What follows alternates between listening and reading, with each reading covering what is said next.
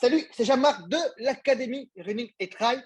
Aujourd'hui, on va te parler de poids de forme et être en bonne santé lorsque tu es un coureur à pied qui a 40 ans, 50 ans ou 60 ans. Et on va te parler surtout des résultats en cours d'une étude américaine assez surprenante. Mais si on réfléchit, tu l'as certainement déjà remarqué avec l'âge qui s'avance. Je laisse présenter Thomas quelques instants et on attaque directement. Yes, merci Jean-Marc. Je suis Thomas de Papa in Shape et avec Pierre, on aide les papas et les hommes de plus de 40, 50, 60 ans à perdre du gras pour se sentir en meilleure forme et être plus performants, quel que soit leur sport préféré. Alors, cette étude américaine, elle a commencé en 1991 et elle continue encore parce qu'elle s'installe sur plusieurs décennies. Il y a déjà plus de 120 000 sujets, 120 000 coureurs à pied qui suivent cette étude. Cette étude est simple, il calcule le poids, le kilo, le nombre de poids que tu fais, le kilo que tu fais à une certaine date et son évolution au fil du temps. Ils se sont aperçus que en moyenne, alors ce qui veut dire en moyenne, très important, on va y revenir là-dessus, mais sur la moyenne, chaque coureur grossit d'environ 1,5 kg par décennie. Or, ça reste très peu par rapport au reste de la population, mais ça fait quand même entre 20 et 50 ans une prise de poids en moyenne de 5 kg. Ce qui veut dire que les coureurs à pied prennent, certains peuvent prendre que 1 kg ou ne pas prendre de poids. Et là, il va y avoir une notion très importante entre le gras et les muscles, le poids des muscles. Et ça, c'est Thomas qui va t'en parler. Et d'autres coureurs qui prennent plus de 5 kg, 10 kg. D'ailleurs, toi, qui cours à pied, qui a peut-être 40, 50 ans ou 60 ans, d'ailleurs, je ne sais pas ce que tu regardes cette vidéo, mais tu peux laisser un commentaire en dessous, nous dire combien, par rapport à tes 20 ans, tu as pris de kilos en plus. Hein, on connaît tous dans notre entourage, on voit tous nos papas, on voit nos amis. Ben, avec l'âge, les kilos s'accumulent. Et on va te prouver aussi que ce n'est pas une fatalité, que tu peux prendre les choses en main simplement, facilement, rapidement. Mais on revient sur cette notion de poids de forme et d'être en bonne santé. Et Thomas va te parler justement, tout ça justement, de cette différence qu'il y a entre prendre du poids, mais est-ce que c'est des muscles, est-ce que c'est du gras, et les choses vont très vite, tu vas voir, changer, ça va changer la donne. Thomas, je te laisse la Yes, parole. yes, effectivement, c'est intéressant de voir que tous les 10 ans, on prend 1,5 kg. Généralement, ce qui se passe, c'est qu'il y a aussi une recomposition corporelle parce que derrière le poids, il y a pas mal d'informations qui ne sont pas communiquées. Quand on parle de recomposition corporelle, souvent, ce qui va se passer, c'est qu'avec les années, notre système hormonal a tendance à changer, ce qui implique, et ça, on l'a vu sur de nombreuses études, que les hommes ont un taux de testostérone qui diminue au fil du temps, après 30 ans, et plus ça va, plus ça diminue, ce qui entraîne souvent une fonte musculaire et également une augmentation de la masse grasse, particulièrement au niveau de la sangle abdominale, mais pas que. Et ce cercle vicieux fait que on a le sentiment d'avoir pris que 1,5 kg, mais en fait, au-delà de ça, cette recomposition corporelle, souvent ce qui se passe, c'est qu'on a accumulé du gras et on a perdu de la masse musculaire. Donc, on a accumulé bien plus que 1,5 kg de gras. Et plus le temps passe et plus ce cercle vicieux continue de s'accentuer. Attention, ce n'est pas le cas pour tout le monde. On l'a vu, c'est une moyenne. Il y a des gens qui ne prennent probablement que très peu de poids, voire pas du tout. On en connaît. Parfois, on se dit, on est presque jaloux pourquoi eux ne prennent pas de poids. Et puis, on en a d'autres qui, de l'autre côté, sur de l'échelle, pour faire cette moyenne, on va en prendre beaucoup plus que ça.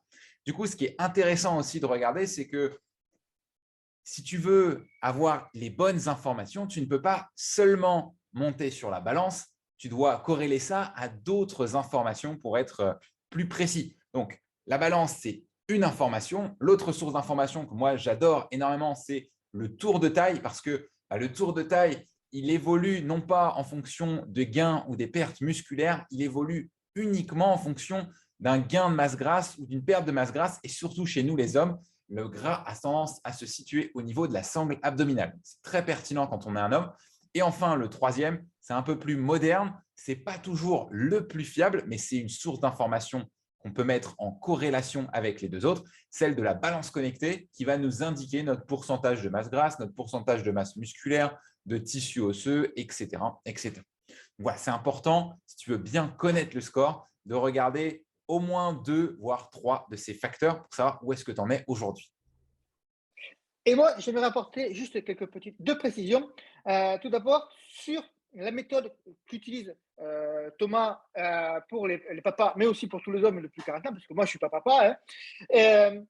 Cette méthode-là, je l'utilise et j'ai perdu. Alors, il faudrait que je recalcule tout ça, mais j'ai perdu plus de 10 centimètres de tour de taille par rapport à cette information, par rapport au tour de taille en 15-16 semaines de programme suivi avec Pierre et avec Thomas. Donc, j'avais parlé dans d'autres vidéos du poids par rapport au poids, mais on peut aussi, quelque chose qui est très important, c'est que on peut faire des efforts au niveau nutrition, des efforts au niveau de l'entraînement pour perdre des gras du poids, mais ça ne se traduit pas sur la balance.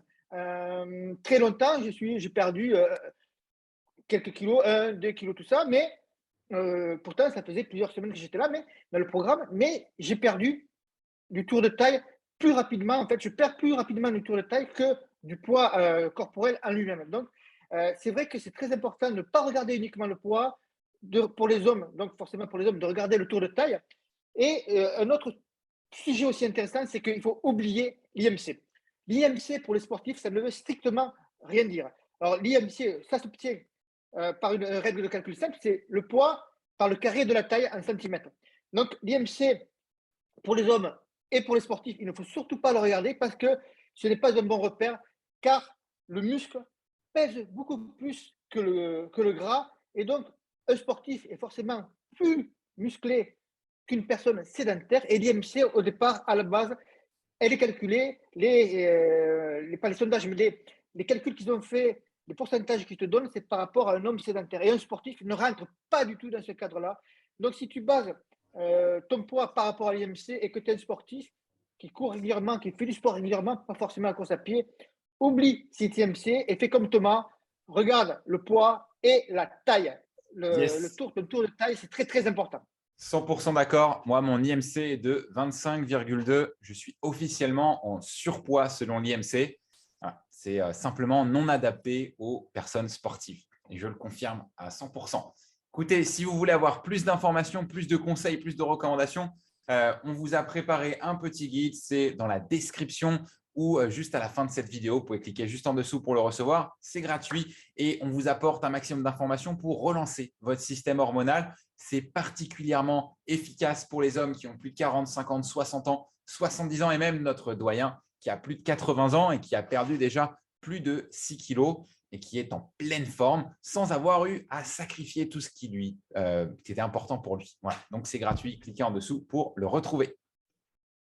Et en plus, très important, en plus de ce guide à télécharger, il va y avoir aussi des vidéos. Et ces vidéos, tu vas apprendre beaucoup de choses autour de la nutrition et de la pratique sportive, quel que soit le sport que tu fais. Et pour nous, c'est les coureurs à pied. Je ne t'en dis pas plus. Tu as le lien en dessous de la vidéo ou quelque part sur cette page que tu regardes la vidéo. On te souhaite une bonne journée, bon run et à très bientôt. Ciao, ciao!